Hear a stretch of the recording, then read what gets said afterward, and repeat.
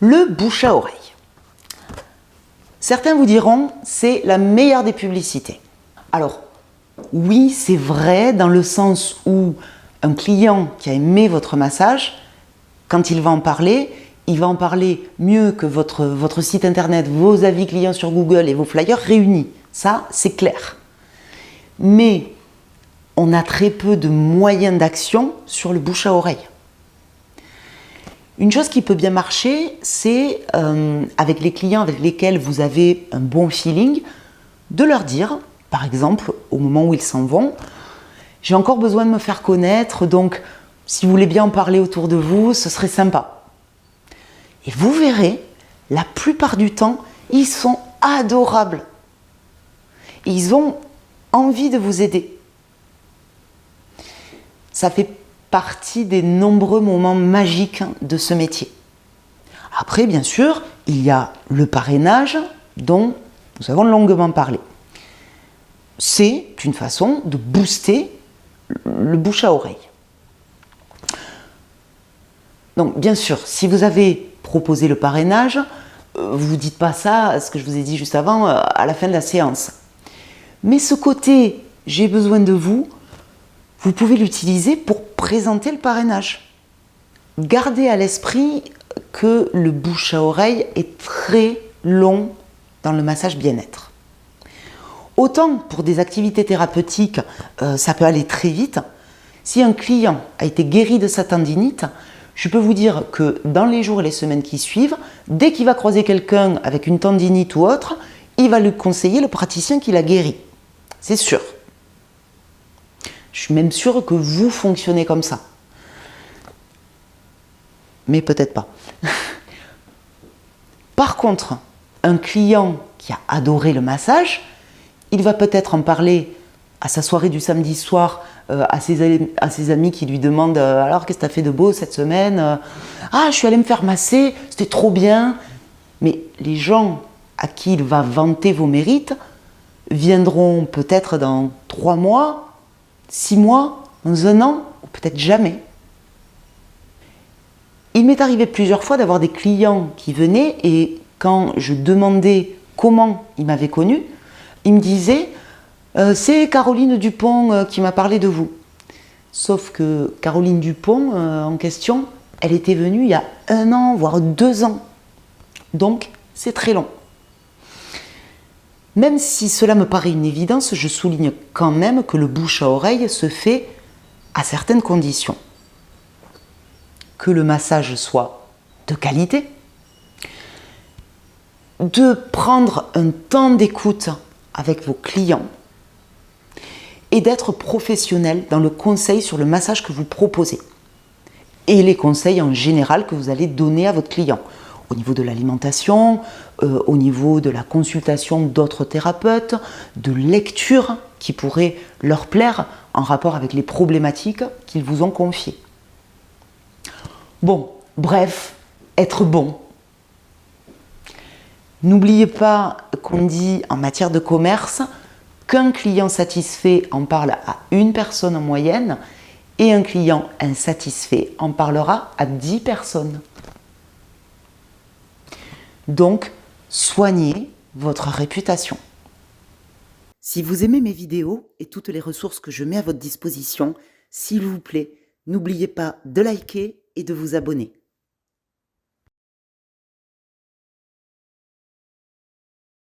Les autres sources. Dans cette partie, je vous partage des idées de sources complémentaires pour trouver de nouveaux clients. À part la première dont je vais vous parler, ce sont des sources que je n'ai pas eu le temps d'exploiter. Et ce pour 2 raisons. D'abord, la période Covid, puis le fait que mon activité fonctionne bien sans cela. Donc, je vous présente d'abord ces 4 sources. Tout d'abord, l'activité complémentaire au massage. Ensuite, les salons bien-être, puis les interventions en entreprise et les ateliers en petits groupes. Alors, voyons d'abord les activités complémentaires au massage. Ce que j'entends par là, c'est tout simplement une activité en lien avec le bien-être et donc avec le massage qui en fait partie. Cela peut être une activité de naturopathes, sophrologues, d'hypnothérapeutes, de coachs de vie, de magnétiseurs, de kinésiologues, de praticiens en Reiki, de praticiens en EFT, de praticiens en thérapie manuelle. Bien sûr, la liste n'est pas exhaustive. Peut-être que vous exercez déjà dans une de ces activités. L'idée, c'est de proposer une complémentarité. Soit en vous servant de cette activité pour proposer vos massages à vos clients dans cette activité que vous pratiquez déjà ou que vous allez pratiquer, soit en orientant vos premiers clients en massage vers cette activité. Le principe est toujours le même, c'est d'être visible quand un client vous recherche sur Internet. Et pour la plupart des pratiques que j'ai citées, vous répondez à une problématique particulière. Par exemple, vous êtes sophrologue spécialisé dans les problèmes de sommeil. Vous êtes naturopathe spécialisé dans les troubles digestifs. Vous êtes magnétiseur spécialisé dans les problèmes de peau. Vous êtes thérapeute manuel spécialisé dans les problèmes de tendinite. Pour toutes ces spécialisations, votre communication, que ce soit sur Internet, via votre site et via Google, ou sur les réseaux sociaux, vous allez parler de cette problématique, vous allez publier des posts concernant cette problématique. Et c'est cela qui va vous permettre d'attirer des clients. Bien sûr, il y a bien des gens qui connaissent ces pratiques et dont la recherche Google sera naturopathe ou naturopathe trifouiller-les-oies et qui pourront vous trouver, toujours pareil, si votre référencement est optimisé. Mais cette communication par la spécialisation, elle est quasi impossible dans le massage. J'insiste là-dessus. Ceux qui prônent le contraire, en vous promettant de suivre leur méthode pour passer de 15 à 50 rendez-vous par semaine, sont des vendeurs de rêves. Et je sais de quoi je parle. J'en ai passé des heures et des heures pendant les confinements à m'inscrire à des conférences en ligne, à visionner des ateliers gratuits, à participer à des masterclass. J'y ai pioché quelques maigres idées, mais avec le recul, j'ai surtout procrastiné et perdu mon temps. Certaines méthodes sont valables, mais pas pour le massage bien-être. Si vous avez déjà visionné la formation anatomie, rappelez-vous que je vous dis dans l'introduction que nous ne sommes pas des professionnels de santé, nous sommes juste des professionnels du bien-être contribuant à la santé de l'humain. Donc gardez cette humilité, c'est très important. On n'a jamais vu un massage baliné traiter une phlébite ou un massage hawaïen guérir une entorse, d'accord ? Pour vous parler de ma propre expérience, voici les activités complémentaires que j'ai pratiquées ou que je pratique. Je suis praticienne en EFT. Je me suis formée en 2020 pendant le premier confinement, puis j'ai effectué une autre formation en 2021.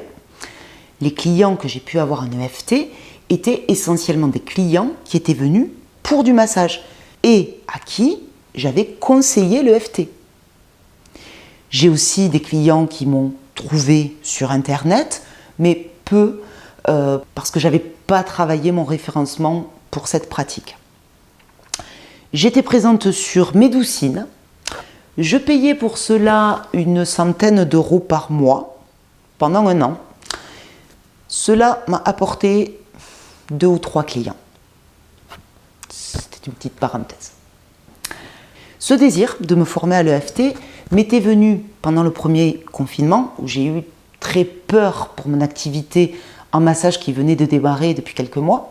Souvenez-vous, à l'époque, on ne savait pas trop si on allait tous crever ou si on reverrait un jour des pâtés du PQ dans les supermarchés. C'était juste la catastrophe. J'avais interdiction d'exercer puisque je faisais partie des activités dites non essentielles, mais par contre les kinés qui traitent plusieurs patients en même temps dans leur cabinet et ont une proximité comparable avec les gens, comparable au massage avec les gens, dans le sens où on touche directement la peau, eux, ils avaient le droit d'exercer. Bref, Inutile de revenir sur toutes les incohérences et les aberrations de cette période. Mais tout cela pour vous dire que je ne savais pas combien de temps les gens mettraient pour ne plus avoir peur de la proximité physique propre au massage. J'ai donc eu l'idée de me former à l'EFT, qui m'attirait depuis longtemps, avec l'idée de pouvoir exercer en visio. J'ai finalement fait très peu de séances en visio. Aujourd'hui, je ne pratique quasiment plus l'EFT, car j'ai vraiment voulu me recentrer sur le massage dès que la situation sanitaire est revenue à la normale, et surtout que l'activité en massage commençait à bien fonctionner. Ensuite, je pratique 3 techniques manuelles. L'ostéothérapie tissulaire réflexe, la méthode Dorn et la méthode Knapp. Les 2 dernières étant incluses dans la pratique de l'ostéothérapie tissulaire, mais pouvant aussi être pratiquées indépendamment. Je ne vais pas développer davantage ces méthodes dans le cadre de cette formation. Mais n'hésitez surtout pas à me faire savoir si vous souhaitez en savoir plus. Je veux juste vous dire que cette activité complémentaire, donc l'ostéothérapie tissulaire réflexe, représente environ 5% de mes rendez-vous. Je voulais terminer cette partie sur les activités complémentaires en vous donnant un conseil. Si vous pratiquez déjà une de ces activités, profitez-en pour la cumuler avec le massage. Mais je vous déconseille vraiment de vous éparpiller en commençant à vous former à autre chose tant que vous n'avez pas pérennisé l'activité de massage. Voyons à présent les 3 autres sources pour lesquelles je vous parle juste en théorique puisque je n'ai jamais testé. Toujours pareil, pendant la période Covid, il y avait tout simplement plus de salons de bien-être et il était difficilement envisageable de pratiquer des interventions en entreprise. Mais ce sont vraiment 3 moyens dans lesquels je crois et qu'il me semble très judicieux d'envisager. Alors, les salons bien-être.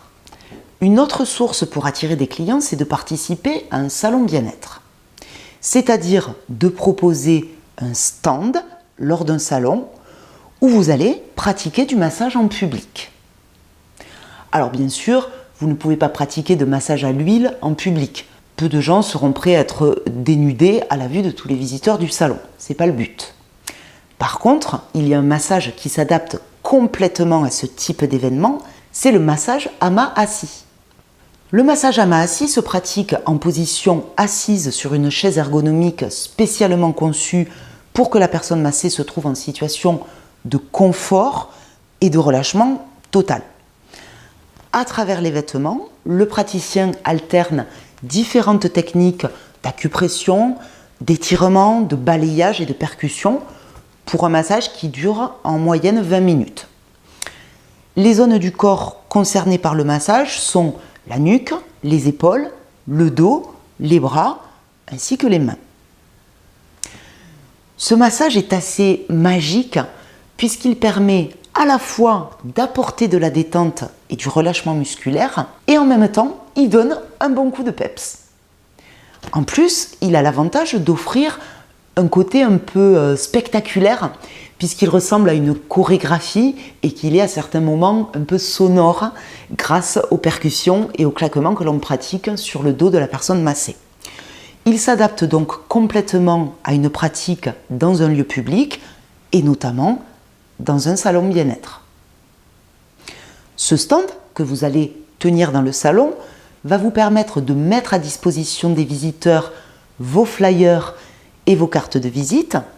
Vous pouvez également vendre des bons cadeaux à cette occasion en proposant bien sûr un tarif salon. Je vous conseille de vous faire aider par un proche pour tenir le stand. Comme ça, pendant que vous pratiquez la démonstration sur des personnes, les spectateurs peuvent prendre des renseignements et acheter vos bons cadeaux auprès de la personne qui vous accompagne.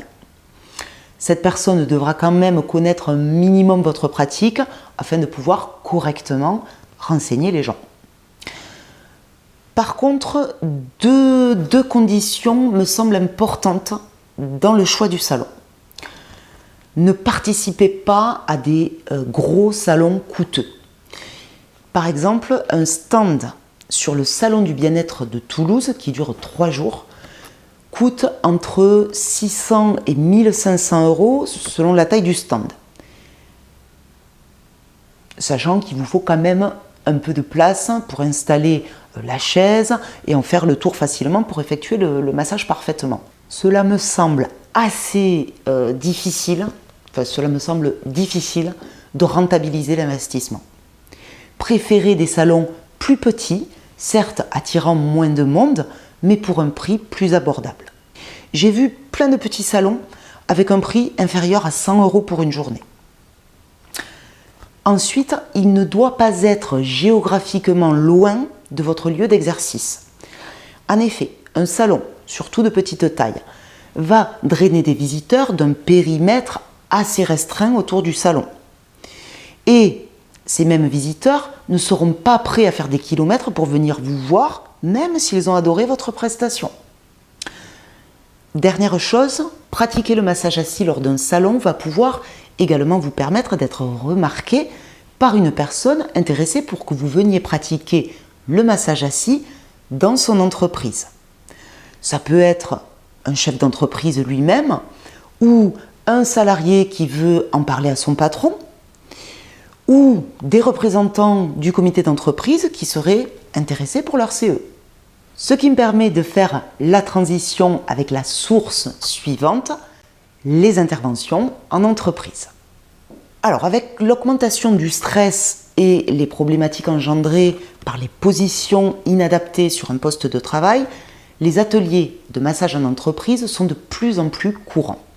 Ils peuvent être proposés par le patron ou le service de ressources humaines en tant que mesure pour améliorer la qualité de vie au travail ou par le comité d'entreprise en tant qu'avantage. Tout comme pour les salons bien-être, le plus adapté au massage en entreprise est le massage AMA assis. Comme nous l'avons vu, il apporte une véritable décontraction musculaire et un moment de relaxation profonde qui permettent d'évacuer le stress et les tensions avec en même temps un regain d'énergie.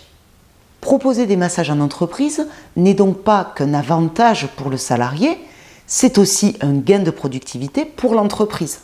Vous savez que le mal de dos est considéré comme le mal du siècle, avec également le stress, mais les deux sont liés. Avec l'augmentation du télétravail depuis la crise sanitaire de 2020, il s'est même considérablement amplifié. Ce que je vous dis est issu d'une étude appelée Coviprev, menée par Santé publique France. Vous pouvez trouver des tas d'informations intéressantes sur Internet si vous voulez creuser le sujet. Donc, pour contrer cela, de plus en plus d'entreprises proposent par exemple des bureaux ergonomiques permettant de travailler debout pour quelques heures et plein d'autres mesures intéressantes, dont le massage fait partie. Le massage en entreprise est donc en plein essor. Reste à trouver des entreprises. Alors, les bienfaits à mettre en avant lorsque vous souhaitez proposer vos services sont la réduction du stress, l'amélioration du sommeil, pas au travail bien sûr, l'amélioration de la concentration, la réduction des troubles musculo-squelettiques, les fameux TMS liés à la posture de travail, et voilà. Le temps que vous allez proposer sera adapté en fonction des conditions tarifaires que vous allez négocier. Du nombre de salariés à masser et de la fréquence à laquelle vous allez vous rendre dans l'entreprise. Sachant que généralement, ce type de prestation se pratique sur le temps de la pause déjeuner, mais ce n'est pas une obligation. Certaines entreprises peuvent proposer cela sur le temps de travail. Concernant le tarif, il faut savoir que certaines entreprises fixent un tarif avec le praticien tout en finançant ensuite une partie du prix par salarié pour alléger la note du collaborateur qui se fait masser. Beaucoup plus rarement, l'employeur paye la totalité. Idem pour les comités d'entreprise. Vous pouvez également proposer des ateliers d'automassage en groupe, ce qui permet de sensibiliser à la gestion du stress, à l'importance des pauses et de la déconnexion. Vous donnerez ainsi des outils aux salariés pour pratiquer ces gestes régulièrement depuis leur poste de travail. Vous trouverez cela sur ma chaîne YouTube, plusieurs techniques d'automassage que vous pourrez enseigner à votre tour, après les avoir pratiquées vous-même, bien sûr. Maintenant, concrètement, comment trouver des entreprises? Je vais commencer par vous parler de mon expérience en vous disant ce que je vous déconseille fortement de faire. Au début de mon activité, j'étais allée sur le site Compass, qui est une base de données gratuite d'entreprises. On peut effectuer la recherche avec un secteur géographique donné, des secteurs d'activité et des tailles d'entreprises. Puisqu'évidemment, il s'agit de s'adresser à des entreprises comprenant au minimum une cinquantaine de salariés. La recherche vous donne accès à un fichier comprenant l'adresse et les coordonnées téléphoniques et ou email. Donc à partir de ce fichier, j'ai passé des jours et des jours à faire de la prospection téléphonique et par email.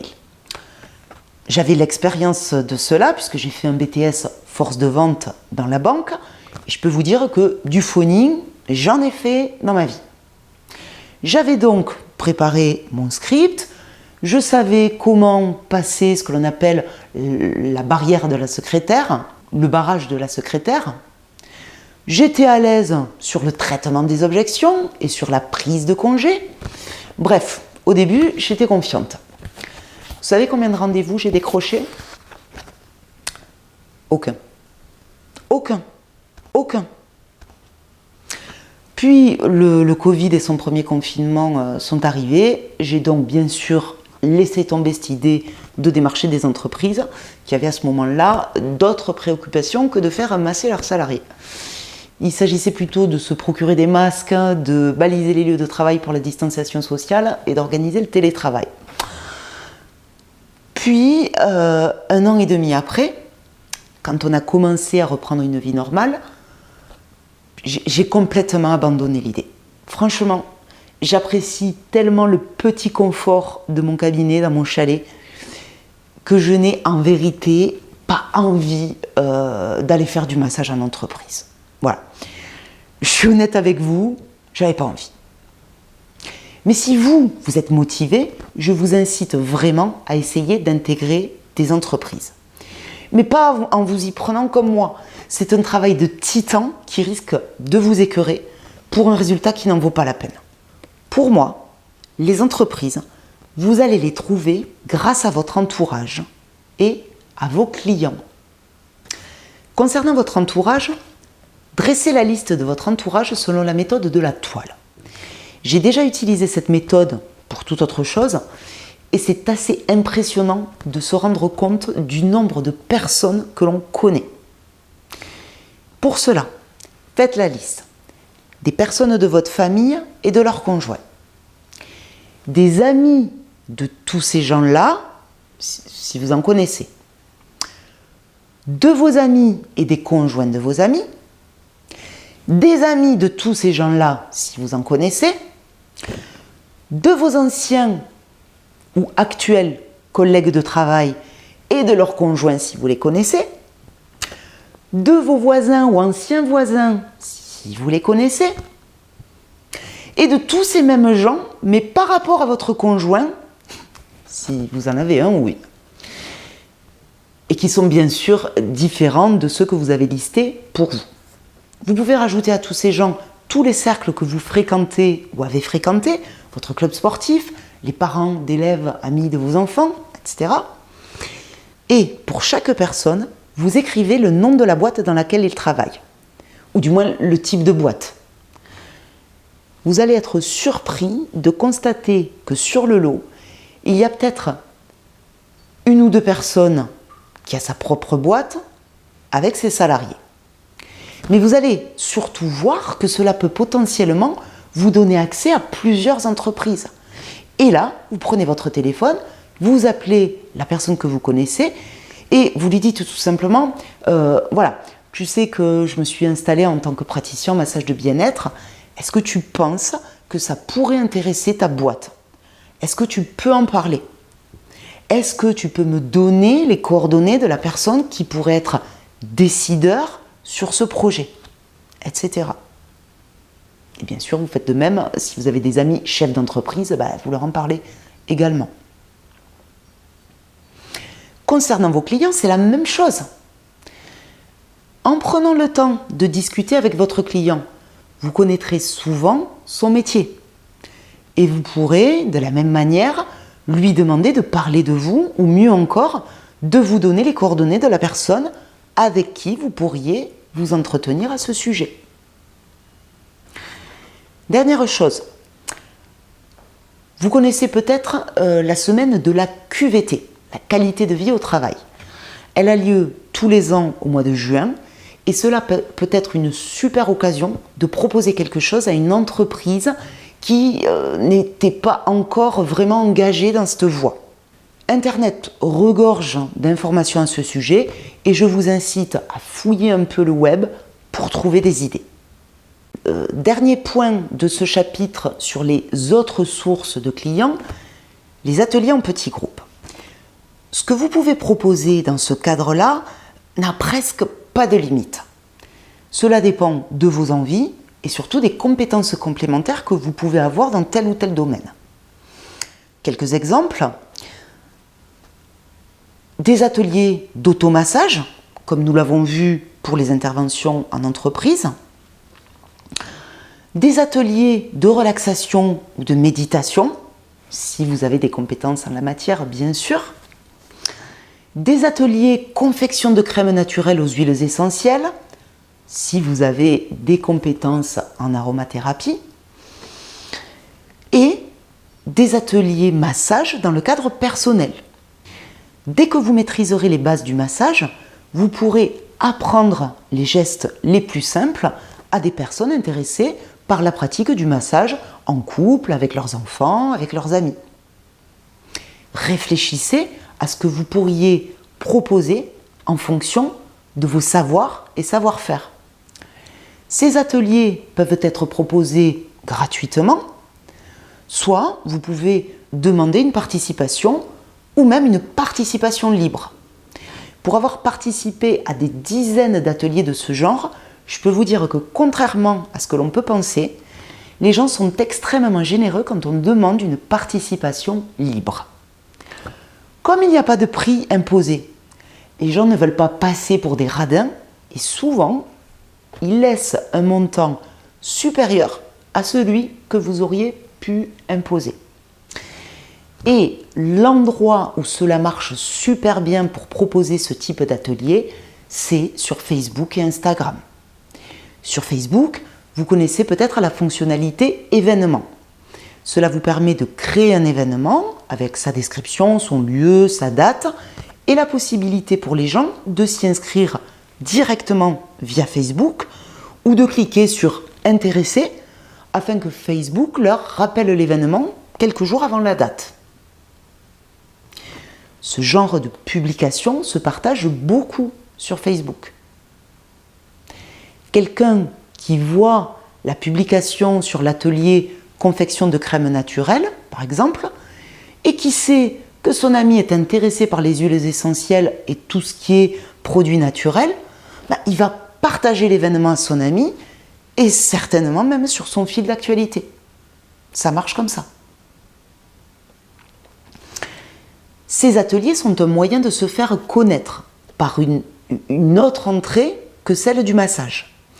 Et cela va vous permettre, le jour de l'atelier, de parler de votre activité, de remettre vos flyers, de proposer des bons parrainages, de peut-être vendre des bons cadeaux.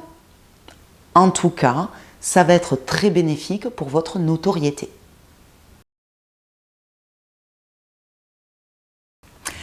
Alors, qu'est-ce que j'entends par box? Une image vaut mieux que de longs discours. En fait, on a vraiment deux acteurs majeurs, Wonderbox et Smartbox, sachant en plus que ce graphique n'est pas tout à fait à jour puisque Dakota Box a été racheté par Smartbox. On a beau être pour ou contre, être d'accord ou pas d'accord avec ce cadeau ayant souvent la réputation d'être un peu impersonnel, c'est pour moi une source très importante de clients. C'est un marché très porteur et qui a retrouvé de la croissance après s'être un peu essoufflé avant le Covid. Pour ceux qui ne connaissent pas, le fonctionnement est très simple. Une personne offre un coffret cadeau, portant un nom sympa, en rapport avec une thématique, sensation bien-être, bulle de bien-être, 100% massage et moments relaxants. Ce coffret offre la possibilité à la personne à qui il a été offert de choisir un lieu pour bénéficier de la prestation correspondant à la valeur de la box. Par exemple, pour une box d'une valeur de 49,90 €, la personne va pouvoir choisir entre tous les établissements partenaires de la box, dont la liste figure sur le site avec une géolocalisation très très bien faite d'ailleurs. Donc il va retrouver Institut Machin Bidule pour un massage de 45 minutes, parce que chez Machin Bidule, le tarif de 45 minutes de massage est à 50 €. Centre Trucmuche pour un shooting photo de 30 minutes, parce que chez Trucmuche, le shooting photo est à 50 €. Et il va pouvoir trouver Véronique Dupont pour un massage d'1h30, parce que Véronique brade ses massages à 50 € pour 1h30.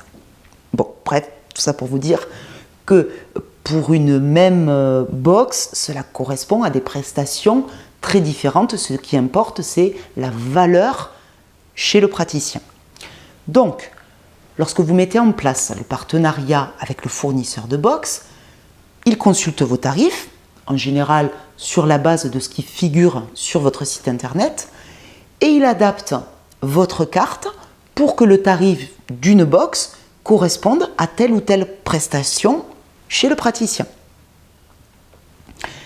Si vous ne proposez pas de massage inférieur à 1 heure, ce dont nous avons déjà parlé et que je vous conseille de ne pas le faire dans le module stratégie tarifaire, le fournisseur vous propose d'adapter selon la box. Dans mon exemple, si votre massage baliné d'1 heure est à 60 €, la box à 49,90 € donnera droit à un massage de 50 minutes chez vous. Toujours sur ce même exemple, il faut savoir que Smartbox et Wonderbox vous reversent en moyenne, vraiment en moyenne, car cela dépend du prix initial des box, mais 60% de la valeur de la box. Donc en gros, sur votre massage baliné d'1 heure que vous proposez sur votre site à 60 €, si vous le faites dans le cadre d'une box, vous récupérez 36 €. Voilà, j'espère que le fonctionnement est clair pour vous. Il y a un paramètre important qui entre en jeu dans le fait d'avoir des clients qui viennent grâce à une box. C'est la localisation géographique. En effet, la plupart des clients utilisent la localisation géographique pour faire le choix de l'endroit où ils vont vouloir profiter de leur massage. Je le sais parce que j'ai posé la question à mes clients. Bien sûr, le choix se fait aussi en fonction des photos que vous avez données aux fournisseurs de box, en fonction des avis clients sur le site Smartbox ou Wonderbox, en fonction de l'impression donnée par votre site internet que les gens vont souvent consulter en parallèle, aussi des avis Google qu'ils vont aller rechercher également. Si vous vous situez dans une zone avec peu de concurrents proposés par la box en question, c'est un gros avantage pour vous. Si ce n'est pas le cas, vous avez un peu moins de chance, mais avec des photos au top qui donnent envie aux clients, vous vous donnerez les moyens d'être choisi par rapport à vos concurrents. Cela dit, Smartbox comme Wonderbox, avec lesquels j'avais eu un entretien téléphonique pour mettre en place le partenariat, m'avaient expliqué qu'ils essaient de ne pas trop mettre de praticiens en concurrence sur une même zone. Ce qui veut aussi dire qu'ils peuvent vous refuser le partenariat s'il y a trop de concurrents dans votre secteur. Mais ne vous inquiétez pas. Si c'est le cas, c'est que vous êtes dans une zone avec beaucoup de potentiel. Donc, vous n'aurez pas les box comme source de clients, mais en développant à fond tout ce dont nous avons parlé, vous réussirez à obtenir votre clientèle. Dans mon cas, je suis dans une zone avec peu de concurrence Smartbox et Wonderbox. Mais comme je vous l'ai dit, dans la stratégie d'implantation, je me trouve aussi dans la partie dépeuplée de la banlieue toulousaine. Donc, les box ont été une belle source de clients pour moi, alors que j'exerce dans une zone avec un faible potentiel. Alors, comment faire partie des Smartbox et Wonderbox? Tout simplement en commençant par déposer votre demande dans l'espace prévu à cet effet, devenir partenaire. Ils ont ça sur leur site, sur leur site internet respectif. Vous serez ensuite contacté par téléphone ou par email. Lors de cette demande, vous devez leur donner l'adresse de votre site internet et des photos de votre cabinet. Il n'y a aucun automatisme dans le fait d'être pris comme partenaire. C'est vraiment eux qui choisissent et leurs critères ne sont pas connus du grand public. En tout cas, ce que je peux vous dire, c'est qu'il n'y a aucun critère d'ancienneté puisque je suis devenue partenaire dans les 3 mois qui ont suivi mon démarrage. Je pensais également qu'ils envoyaient des sortes de clients mystères pour venir vous tester et vous choisir ou pas. Je n'en ai pas la preuve, mais je crois que c'est un grand film que je me suis fait. En fait, vous savez, je vous parlais de cadre de référence en vous disant que chacun a le sien et qu'il ne faut pas partir du principe que parce que vous fonctionnez d'une certaine manière que les autres fonctionnent pareil.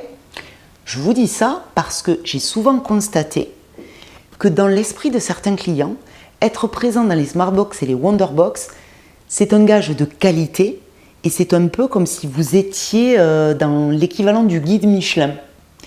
Ils pensent que les partenaires de ces box sont triés sur le volet, mais en fait, c'est pas du tout le cas. Je ne dis absolument pas qu'ils prennent n'importe qui, mais les gens, et peut-être vous-même qui suivez cette formation, ignorent comment tout cela fonctionne. Et je peux même vous dire que lorsque les gens savent ce que l'on récupère en tant que praticien sur le prix d'une box, ils disent souvent « Ah, mais alors, il vaut mieux vous acheter les bons cadeaux directement à vous. » Mais oui, madame, c'est exactement ça. Tant que nous en sommes à l'aspect financier, je vais vous donner un autre avantage des box. Cela concerne les box donnant droit à un massage de moins d'1 heure. Donc 25 minutes, 35 minutes, 45 minutes qui sont les coffrets les plus fréquents que vous verrez. En fait, vous allez voir que sur ces coffrets, on ne perd pas tant que ça. Il suffit juste, lors de la prise de rendez-vous par téléphone, de proposer à votre client de faire un massage d'1 heure. Si le rendez-vous est pris par mail ou directement sur votre site, appelez le client pour lui demander la durée de massage à laquelle sa box lui donne droit et proposez-lui de faire 1 heure. Je vais vous dire comment je m'y prends. Donc, le client me dit, ma box elle me donne droit à 45 minutes de massage. Donc je dis d'accord, très bien.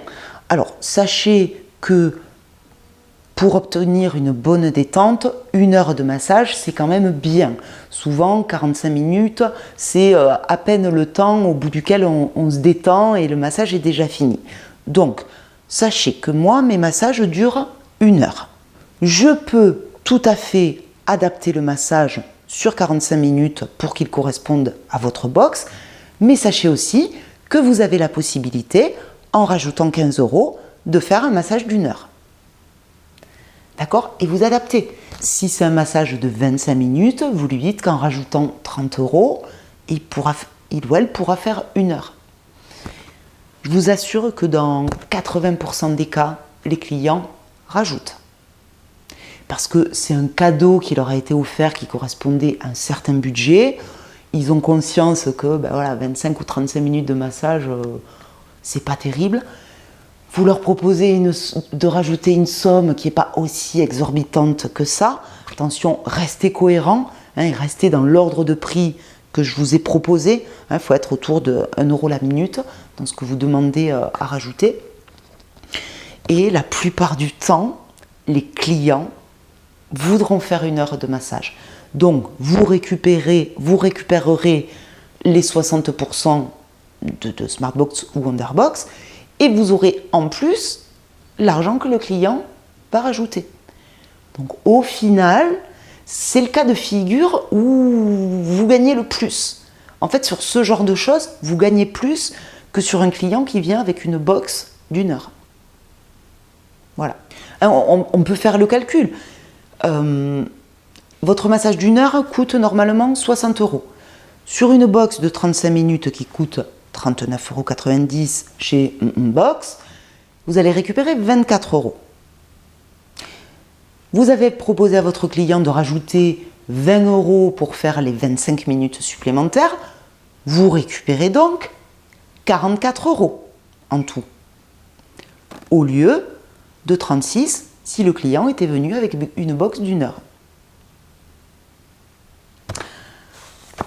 Alors, on est d'accord, on ne peut pas vivre du massage à 44 € de l'heure.